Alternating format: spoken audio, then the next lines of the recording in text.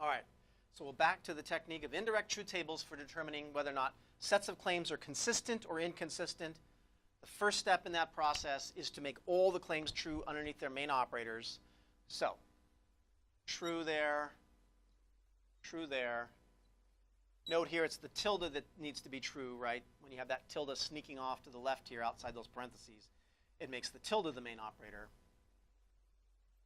And then true, of course, underneath that horseshoe. Next step, right, is very specific. We want to start with the claim that has a dot as its main operator. Well, horseshoe, horseshoe, tilde, horseshoe. So we don't have a dot as the main operator, and then, of course, the instructions say on that guidelines here to start with a claim that can be made true in the least number of ways. Well, horseshoes, there are definitely 3 ways to make a horseshoe true, so that's not a good place to start. There are 3 ways to make a horseshoe true.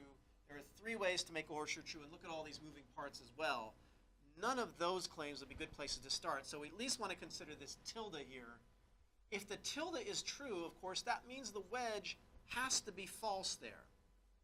Now, we can ask, how many ways are there to make a wedge false?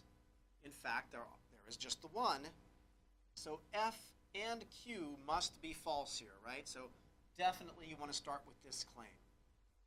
So we have F is false, Q is false. We go find those in the rest of the problem. Q is false, F is false, F is false, Q is false. All right? So we plug those in where we find them, and now we want to start with the easiest claim. And I would just say the one place you don't want to go next would be here in this claim, because we only know that the horseshoe is going to be true. We don't know what B or N will be then, so that's not a good place. Let's look at this. We have false here feeding in from the right.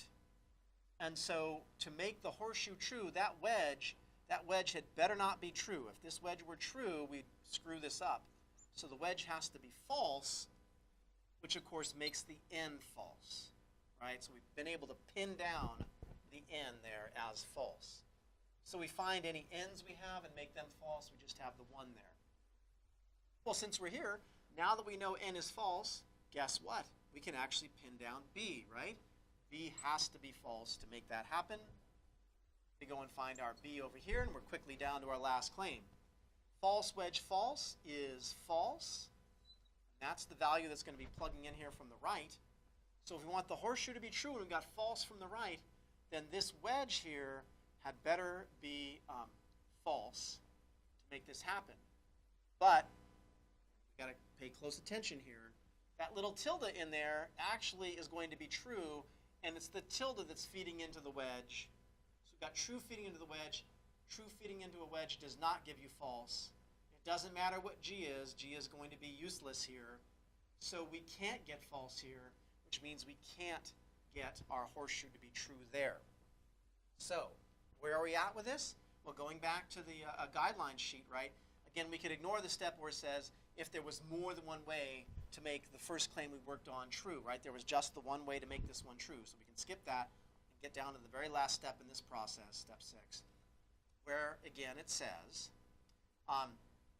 if you are unable to get all true claims here, as we were unable to do, then these claims are inconsistent. Let me back that up here. Inconsistent, of course.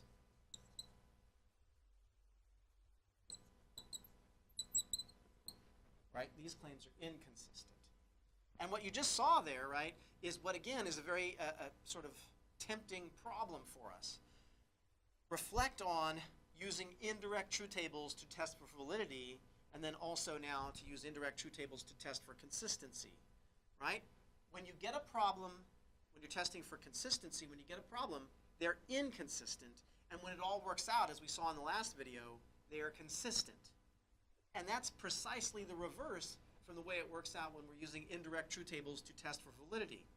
When it doesn't work out when we're testing for validity, they are actually, it's a valid argument.